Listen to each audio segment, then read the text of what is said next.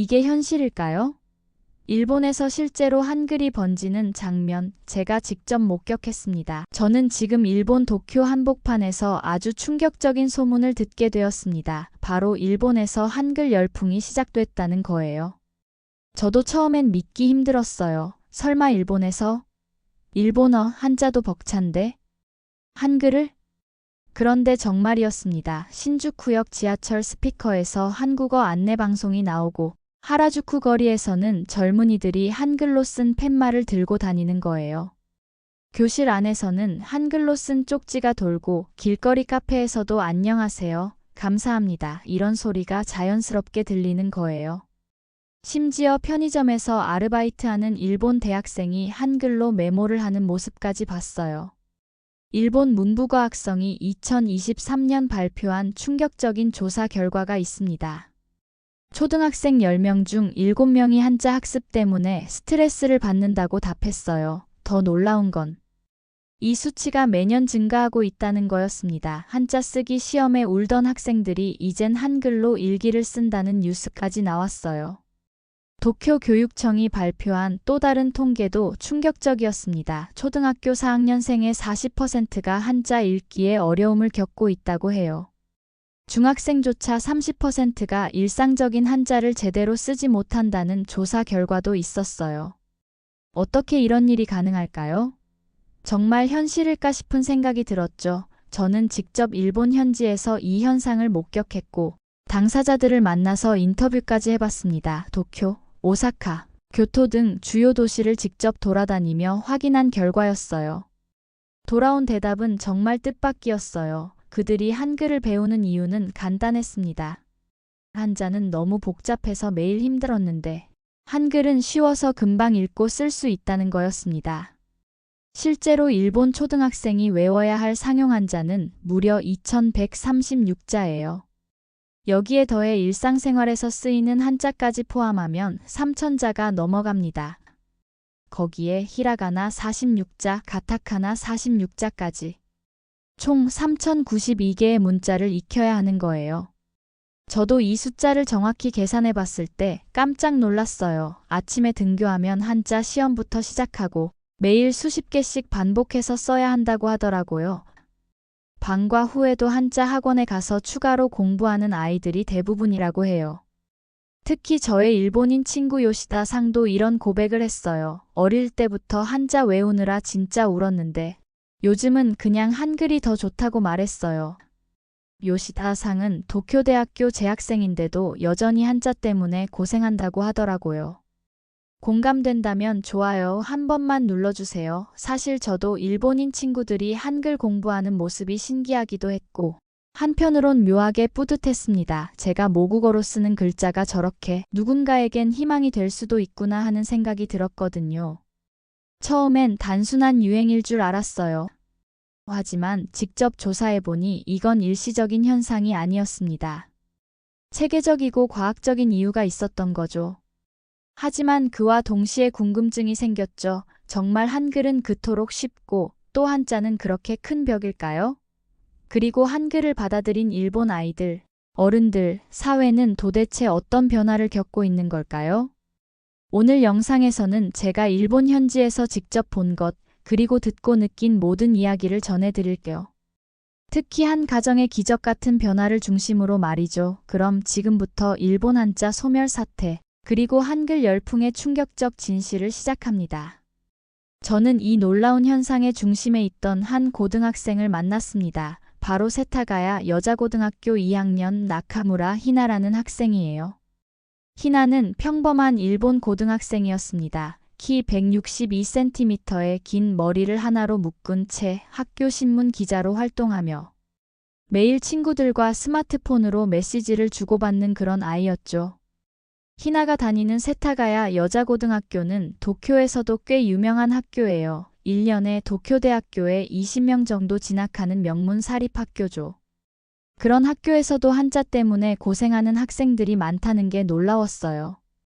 그런데 어느 날 히나에게 작은 사건이 일어났어요. 그날도 평소처럼 친구 레이에게 메시지를 보내려고 했는데 또 그 번거로운 한자 변환이 시작됐다고 하더라고요. 간단하다는 단어 하나 쓰는데 30초가 걸렸다는 거예요. 저는 희나와 인터뷰를 하면서 그때의 상황을 자세히 들어봤습니다. 희나의 표정에서 그날의 답답함을 고스란히 느낄 수 있었어요. 먼저 칸탄이라고 히라가나로 입력하고 변환 버튼을 누르면 화면에 수십 개의 한자가 나타나는 거죠.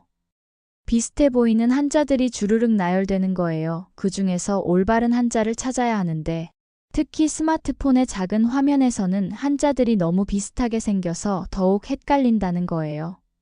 희나는 레이가 항상 메시지 답장이 빠른데 자신은 늘 느렸다고 토로했어요. 친구들이 이미 10개의 메시지를 주고받았는데 자신은 겨우 2번째 문장을 쓰고 있는 경우가 허다했다고 하더라고요. 그 목소리에 그때의 서운함과 초조함이 고스란히 배어 있었어요. 특히 시험 기간에는 더 심각했다고 해요. 노트 필기를 할 때도. 한자를 찾느라 시간을 허비하는 바람에 선생님의 설명을 놓치는 일이 자주 있었다고 합니다. 영어나 수학은 그럭저럭 따라갈 수 있는데 국어나 사회 같은 과목에서는 항상 뒤처진다고 느꼈다고 해요. 이런 일이 매일 반복되자 희나는 정말 답답했다고 합니다. 하지만 주변을 둘러보니 자신만의 문제가 아니었어요. 반 친구들 대부분이 비슷한 고충을 겪고 있었거든요. 하지만 희나보다 더 힘든 사람들이 있었어요. 저는 이 이야기를 들으면서 우리가 당연하게 여기는 것들이 누군가에겐 얼마나 큰 벽이 될 수 있는지 깨달았습니다. 한국에서는 초등학교 1학년도 쉽게 쓸 수 있는 문장을 일본에서는 고등학생도 어려워한다는 현실 말이에요. 희나의 집에는 2명의 특별한 가족이 있었습니다. 바로 70살 할아버지와 10살 남동생 유우토였어요. 이 두 사람의 이야기를 들으면서 저도 모르게 울컥했어요. 먼저 할아버지 이야기부터 들려드릴게요. 나카무라 할아버지는 작년에 생일 선물로 스마트폰을 받으셨다고 해요. 손자 유우토가 할아버지도 카카오톡을 하셨으면 좋겠다고 졸라서 가족들이 모금해서 사드린 거였어요. 처음엔 정말 기뻐하셨죠. 손녀 희나와 문자도 주고받고 병원 예약도 하실 수 있고 멀리 사시는 친구분들과도 연락할 수 있으니까요. 하지만 현실은 너무나 달랐습니다. 일본 총무성이 발표한 2024년 통계를 보면 65세 이상 노인층의 스마트폰 사용률은 겨우 40%에 불과합니다. 한국의 85%와 비교하면 절반도 안 되는 수준이에요. 그 이유 중 하나가 바로 복잡한 한자 입력 시스템이라고 해요. 어느 날 할아버지가 병원에 가셔야 했는데 예약 문자를 보내지 못하셨어요. 병원이라는 한자를 쓰려고 했는데 비요인이라고 입력해도 나오는 한자가 너무 많았거든요. 비슷한 발음의 한자들이 주르륵 나열되는 거예요. 저는 이 이야기를 들으면서 가슴이 먹먹해졌습니다. 할아버지는 돋보기를 쓰고서도 작은 화면에서 비슷한 한자들을 구분하기 어려우셨대요. 글자가 너무 작고 복잡해서 어떤 게 올바른 한자인지 도저히 알 수가 없었다고 해요. 결국 할아버지는 1시간 넘게 씨름하다가 포기하시고 한숨을 쉬며 이런 말씀을 하셨다고 해요. 무리다. 이제 무리야. 내 나이에 이런 걸 배우기엔 너무 늦었나 봐. 희나는 그 순간을 잊을 수 없다고 했어요. 평생 일본어로 신문을 읽고 편지를 쓰셨던 할아버지가 디지털 시대가 되니까 오히려 소통에 어려움을 겪게 된 거예요. 기술이 발전할수록 더 소외되는 현실이 정말 안타까웠습니다. 하지만 가장 가슴 아픈 건 남동생 유우토의 이야기였습니다. 유우토는 올해 10살 도쿄의 한 공립 초등학교 4학년에 재학 중인데 2년 전에 난독증 진단을 받았어요. 현직 특수교육 전문가 타나카 히로시 박사에 따르면 일본 전체 초등학생의 약 5에서 8%가 난독증이나 학습장애로 진단받는다고 합니다. 이는 한 학급에 2에서 3명꼴로 이런 어려움을 겪는 아이들이 있다는 뜻이에요. 난독증은 글자를 읽고 쓰는데 어려움을 겪는 학습장애라고 하더라고요. 특히 표의문자인 한자는 난독증 아이들에게 더욱 큰 장벽이 됩니다. 보통 아이들도 한자 배우기 힘들어 하는데 난독증이 있는 유우토에게 한자는 특히 어려웠어요. 매일 밤 유우토는 한자 공부를 하면서 울었어요. 3시간씩 반복해서 연습해도. 다음날 아침이면 모든 걸 다 잊어버렸거든요. 한자 시험 때마다 30점, 40점대의 낮은 점수를 받았고 반 친구들은 유우토를 바보라고 놀렸습니다. 유우토의 담임 선생님도 처음엔 단순히 공부를 안 하는 아이라고 생각했다고 해요. 하지만 유우토가 수학이나 과학은 잘하는 걸 보고 뭔가 다른 문제가 있다는 걸 깨달았죠. 그래서 특수교육 진단을 받게 된 거였어요. 가장 마음 아픈 건 유우토가 어느 날 희나에게 한 말이었어요. 누나, 나는 머리가 나쁜가 봐. 아무리 노력해도 안 되니까 내가 문제인 거지.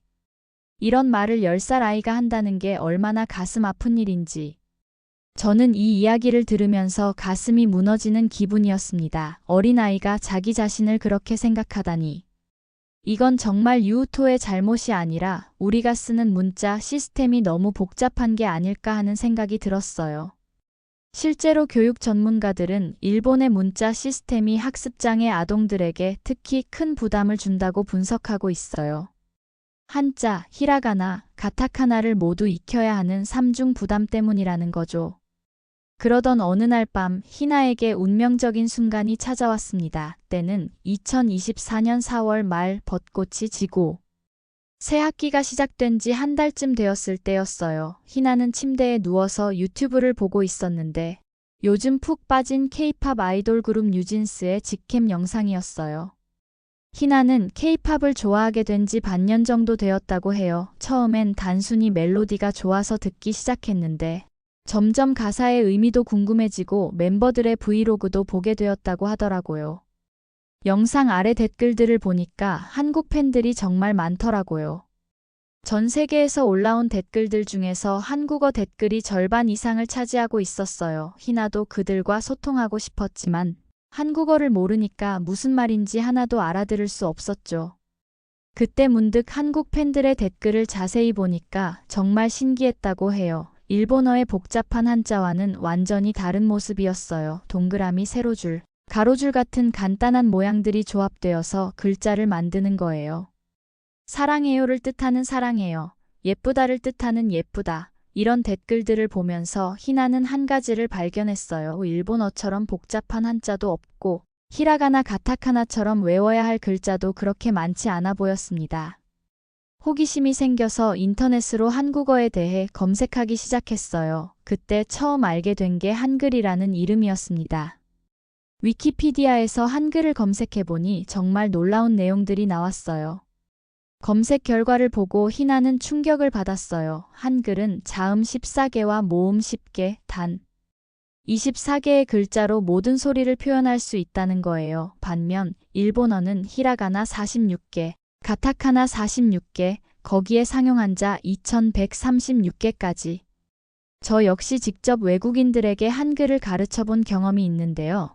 정말 한글은 배우기 쉬운 언어라는 걸 실감했습니다. 일본어를 생각해보세요. 히라가나 46개, 가타카나 46개, 그리고 수천 개의 한자까지 외워야 해요. 그런데 한글은 기본적으로 24개만 알면 되는 거예요.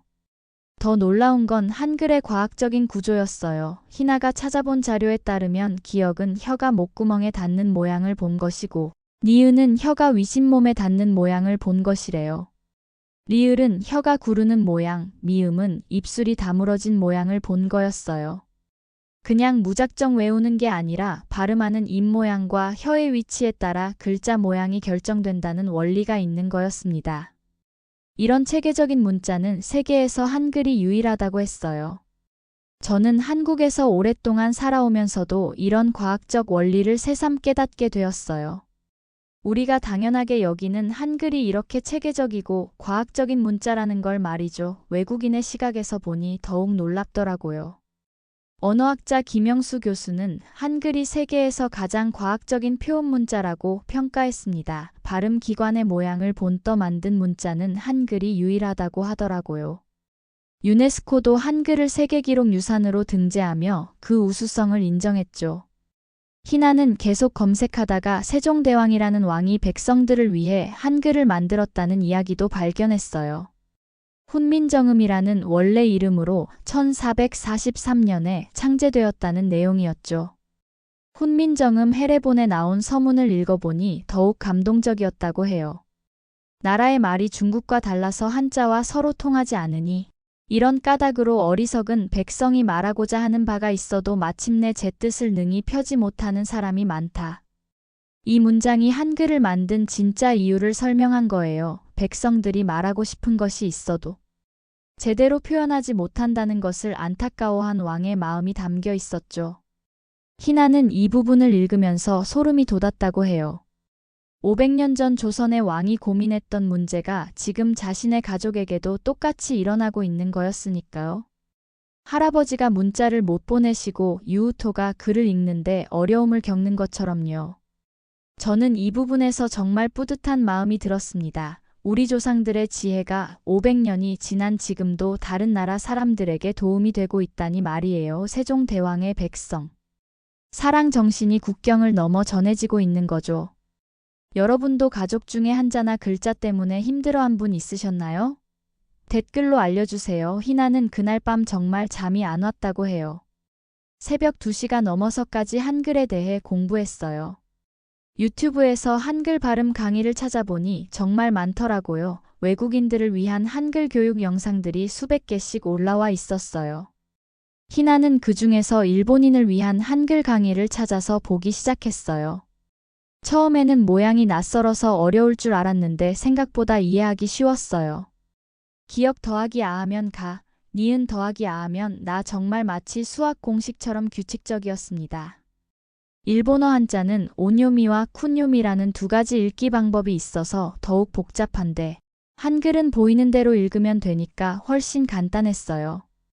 며칠 동안 매일 밤 1에서 2시간씩 열심히 공부해서 희나는 한글을 읽을 수 있게 되었어요. 물론 뜻은 몰랐지만 적어도 소리는 낼 수 있게 된 거죠. 정말 놀라운 학습 속도였어요. 이런 변화가 놀랍다면 구독하시면 더 많은 이야기를 볼 수 있습니다. 일주일쯤 지났을 때 희나는 자신의 이름을 한글로 써봤어요. 희나 일본어로는 17획의 복잡한 한자인데 한글로는 희나 4개의 간단한 기호만 조합하면 되는 거예요. 정말 간단했어요. 그때 희나는 문득 이런 생각이 들었다고 해요. 만약 유우토가 한글을 배운다면, 복잡한 한자 대신 이규칙적인 글자를 배운다면, 희나의 가슴이 두근거렸어요. 이건 단순한 외국 문자가 아니라 새로운 가능성이었거든요. 하지만 희나는 신중했어요. 먼저 할아버지부터 시작해보기로 했죠. 할아버지가 성공하면 유우토에게도 가르쳐드리겠다는 계획이었어요. 며칠 후 일요일 아침, 희나는 한 가지 실험을 해보기로 했습니다. 아침 식사 시간, 할아버지가 또 스마트폰을 붙잡고 씨름하고 계셨어요. 어제 만난 친구분께 감사 문자를 보내려고 하시는데 또 한자 변환 때문에 고생하시는 거였죠. 비슷한 한자들이 주르륵 나타나는 화면을 보며 할아버지는 한숨을 쉬고 계셨어요. 희나는 할아버지 옆에 조심스럽게 앉아서 A4 용지에 큰 글씨로 할아버지를 하나씩 정성스럽게 써드렸어요. 할아버지가 이게 뭐냐고 물으시자 희나는 조심스럽게 한글이라고 설명했어요. 한국 글자인데. 이거 8개만 알면 할아버지를 쓸 수 있다고 말이죠. 할아버지는 처음엔 반신반의하셨어요. 일은 평생 한자만 써오신 분이 갑자기 외국 글자를 배운다는 게 쉬운 일은 아니었으니까요. 하지만 희나가 하나하나 친절하게 설명해 드렸어요. 놀랍게도 할아버지는 생각보다 금방 이해하셨어요. 젊었을 때 서예를 하셨던 경험이 있어서 글자의 구조를 파악하는 능력이 뛰어났거든요. 30분 정도 연습하시더니 할아버지라는 단어를 한글로 따라 쓰실 수 있게 되었어요. 할아버지의 눈이 반짝이셨어요. 이렇게 규칙적인 거였어? 한자는 하나하나 다 외워야 하는데? 이건 조합만 알면 되는구나 라는 감탄을 하시더라고요. 그 다음 단계는 스마트폰이었어요. 희나는 할아버지 스마트폰에 한국어 키보드를 설치해 드렸죠. 처음엔 키보드 배열이 낯설어 하셨지만 곧 익숙해지셨어요. 1시간 후 정말 놀라운 일이 일어났습니다. 할아버지가 처음으로 복잡한 변환 과정 없이 쉽게 문자 메시지를 완성하신 거예요. 희나야 사랑해 라는 내용이었어요. 비록 한글로 쓴 메시지였지만 할아버지가 30초 만에 쓰신 문자였어요. 평소 한자로 쓸 때는 5분도 넘게 걸렸던 일이 30초 만에 끝난 거죠. 할아버지는 눈물을 글썽이시며 이런 말씀을 하셨다고 해요. 내 나이 70에 이렇게 쉽게 문자를 보낼 수 있구나. 희나야 정말 고맙다. 이제 친구들과도 자주 연락할 수 있겠어. 저는 이 장면을 상상하면서 정말 감동받았습니다. 기술이 발전할수록 소외되는 어르신들이 많은데 한글이 그 간격을 줄여주는 다리 역할을 한다는 게 정말 뜻깊었어요. 할아버지 실험이 성공한 그날 저녁, 더 중요한 도전이 기다리고 있었습니다. 유우토가 또 한자 숙제를 하면서 울고 있었어요. 유우토는 연필을 잡은 손이 떨리고 있었어요. 종이에는 삐뚤빼뚤한 하자가 10여 개 써져 있었는데 어느 것 하나 제대로 된 게 없었어요. 눈물방울이 연필로 쓴 글자를 번지게 만들고 있었죠. 희나는 유우토에게 조심스럽게 다가가서 한글을 가르쳐 주기 시작했어요. 처음엔 유우토도 겁을 냈어요. 또 새로운 글자를 배워야 한다고 생각했으니까요. 이미 한자 때문에 상처받은 아이에게는 모든 글자가 두려운 존재였거든요. 하지만 희나는 다정하게 말했어요. 유우토야, 이건 달라. 24개만 알면 모든 걸 쓸 수 있어. 한자처럼 수천 개를 외울 필요 없어. 그리고 원리만 알면 모르는 글자도 읽을 수 있어. 유우토는 난독증이 있지만 한글은 정말 달랐어요. 모양이 단순하고 규칙이 명확해서 헷갈리게 적었거든요. 특히 한자의 복잡한 획수에 비해 한글의 단순한 구조는 유우토에게 큰 도움이 되었어요. 저라면 어떤 선택을 할까요? 아마 희나처럼 포기하지 않고 끝까지 도전했을 것 같아요. 가족의 희망을 포기할 수는 없으니까요. 일주일 동안 매일 저녁 30분씩 함께 연습했어요. 처음엔 하나하나 천천히 시작했어요. 그 다음엔 조금씩 빠르게 전체 자음을 연결해서 읽어보기 시작했죠. 3일째 되는 날 유우토가 자음 14개를 모두 외웠어요. 5일째에는 모음 10개까지 완벽하게 익혔죠. 희나는 유우토의 학습 속도에 깜짝 놀랐다고 해요. 열흘째 날 드디어 유우토가 가나다라마 바사하자차 카타파하를 막힘없이 읽었어요. 희나는 그 순간을 평생 잊을 수 없다고 했어요. 2년 동안 한자 때문에 고생하던 유우토가 처음으로 자신감 있는 목소리로 글자를 읽은 순간이었거든요. 2주가 지났을 때 유우토가 자기 이름을 한글로 썼어요. 그리고 3주가 지났을 때 유우토는 간단한 문장을 읽기 시작했어요. 나는 유우토, 나는 4학년, 나는 한글을 배웠어. 이런 문장들을 술술 읽어내는 거였어요. 그리고 한 달이 지났을 때 그 기적의 순간이 찾아왔습니다. 어느 일요일 오후 유우토가 자신의 방에서 뭔가 열심히 쓰고 있었어요. 희나가 무엇을 하는지 물어보자 유우토가 부끄러워하며 종이 한 장을 희나에게 건넸어요. 종이에는 예쁜 한글로 이렇게 써 있었어요. 누나 사랑해. 한글을 가르쳐줘서 고마워. 나는 이제 글을 읽을 수 있어. 그 순간 희나는 숨이 멎는 것 같았다고 해요. 유우토가 스스로 문장을 만들어서 글을 쓴 거예요. 그것도 한글로 말이죠. 현직 초등교사 아키라 마사히로 씨는 한글은 특히 학습장애 아동에게도 적합하다고 평가했습니다. 표온 문자이면서도 규칙적이어서 패턴 학습이 가능하기 때문이라고 하더라고요. 난독증으로 2년 동안 글을 제대로 읽지 못했던 유우토가 한글로 쓴 문장을 스스로 읽은 거예요. 유우토는 누나, 내가 읽었어. 진짜로 읽었어. 라고 하면서 방방 뛰며 소리쳤다고 해요. 너무 기뻐서 온 집안을 뛰어다니며 엄마, 아빠, 할아버지, 나 글 읽었어. 누나 사랑해라고 읽었어. 라고 외쳤다고 합니다. 그 목소리에는 2년 동안 억눌러왔던 모든 서름과 기쁨이 담겨 있었어요. 부모님도 달려오셔서 유우토가 쓴 한글을 보고는 믿을 수 없다는 표정을 지으셨죠. 특수교육 선생님도 어렵다고 했던 일이 일어난 거였으니까요. 유우토는 누나가 가르쳐준 한글이야. 나 머리 나쁜 거 아니었어. 글을 읽을 수 있어 라는 마음을 환하게 웃으면서 표현했다고 해요.